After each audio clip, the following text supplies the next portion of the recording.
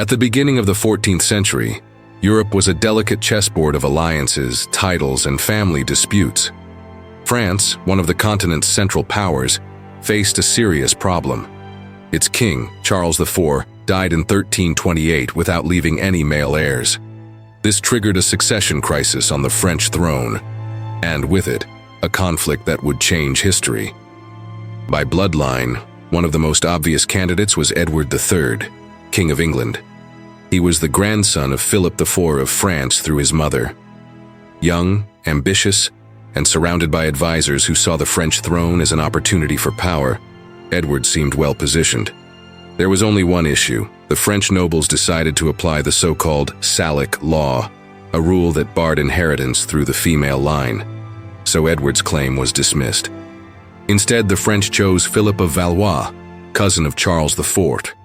He would become Philip VI, the new king of France. It was a decision that seemed to resolve the crisis, but only at first glance. Edward did not accept this outcome quietly. The appointment of Philip VI not only cut off his rights, but also weakened the prestige of the English crown.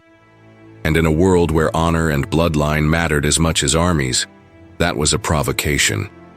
In the following years, tensions rose. Cold diplomatic exchanges, economic rivalry, disputes over territories in the Gascony region. Everything pointed to an inevitable conflict, and the spark wouldn't come from a military strike, but from something quieter. A letter written by Edward III. It was the first step in a war that would last over 100 years. With France under the rule of Philip VI, the tension between the two kingdoms continued to simmer beneath the surface. But in 1337, everything took on a new tone, direct, official, and defiant. That year, Edward III wrote a letter that was more than a political statement. It was a public affront. In it, the King of England declared something that had until then only been whispered behind closed doors, that he was the rightful heir to the French throne.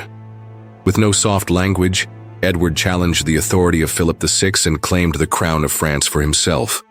And more than that, he signed as Edward by the grace of God, King of France and England. The letter was sent to major nobles and monarchs across Europe as a way to gather support. It was a move of prestige. Edward knew words had power, and that by writing those lines he was turning a succession dispute into something far greater. A war of legitimacy. The message caused a diplomatic earthquake. Philip VI responded by seizing England's territories in France, especially the region of Aquitaine. For the English, that was enough. It was the final break. And for Edward, that letter now carried a new weight. It had not just been written as a statement, but as the prelude to war. It was the beginning of the 100 Years' War, and it all started with carefully chosen words in a letter that would change the fate of two nations.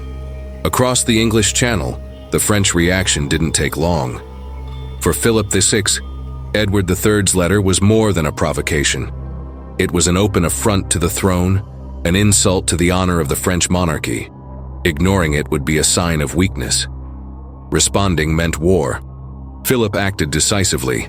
He officially confiscated the Duchy of Aquitaine, a strategic territory that English kings had controlled for centuries. It was a direct blow to Edward's interests in France. That was seen in London as an act of aggression. Tension became conflict. By 1337, the two kings already considered each other declared enemies. And so, with a simple document and a series of retaliatory measures, Europe plunged into a war that would last over 100 years. But this conflict wasn't a continuous war in the traditional sense.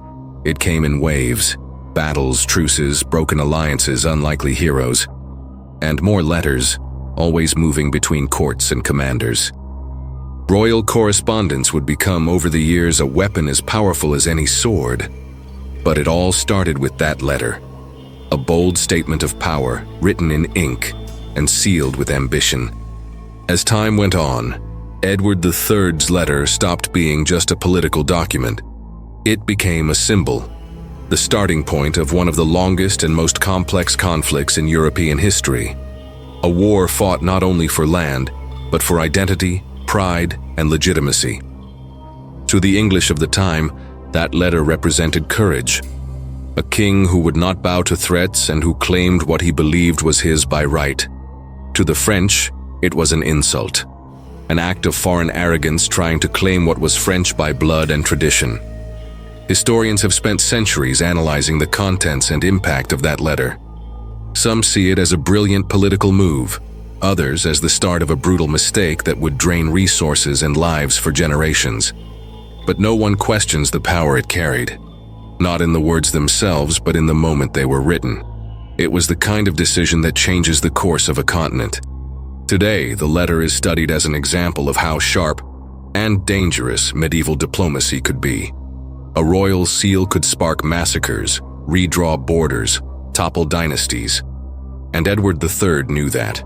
He didn't just write a letter, he lit a fuse. What began with ink and paper soon turned into iron and blood. Edward III's letter did not remain mere words. It was answered with battles. And so began the 100 Years' War. For over a century, the English and the French clashed in campaigns that devastated fields, destroyed cities, and redefined the very idea of royalty. It wasn't just a fight for a throne. It was a struggle for national identity.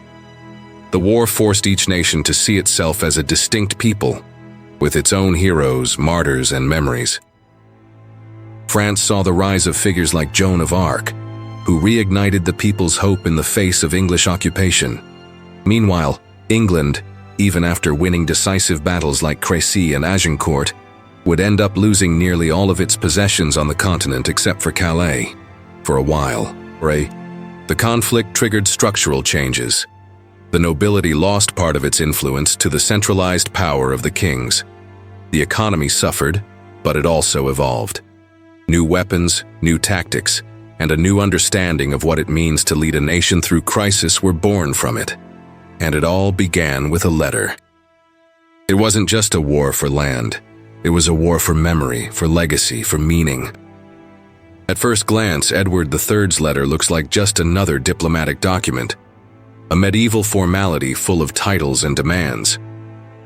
But when we look closely, we see a turning point. A simple sealed sheet becomes a spark capable of igniting a century-long war. Today, in a world where decisions are made through emails, tweets, and real-time calls, it's easy to forget the weight a letter once carried. But this one reminds us that words, when spoken by someone in power, can redraw maps, destroy cities, and shape generations. It also teaches us about pride, ambition, and limits. Edward III wrote not just out of right, but out of vanity, strategy, and thirst for glory. And that reveals something deeply human: the tendency to turn a clash of egos into a collective tragedy. What starts as a dispute over lineage can end as an international catastrophe. The end. The letter shows us that in history, nothing is too small to matter. A piece of paper can be just that, or it can be the starting point of one of Europe's greatest wars.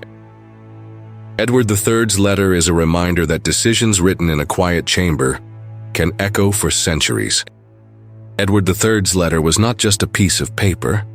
It was a seed of war, planted with ink and ambition. It crossed centuries as a symbol of how decisions made between kings can cost entire generations dearly. And that's what we do here at Cartas Perdidas. We recover words that changed destinies, forgotten documents that left deep scars on history. Because behind every war, revolution, or fallen empire, there was almost always a letter. If this story kept you hooked until now, subscribe to the channel. Leave a like, comment what you thought of Edward III's letter, and tell us, which other document do you think should be unearthed here? And of course, share this with anyone who loves history and still doesn't know the hidden power of written words. At Cartas Perdidas, history isn't just told, it's unearthed, word by word.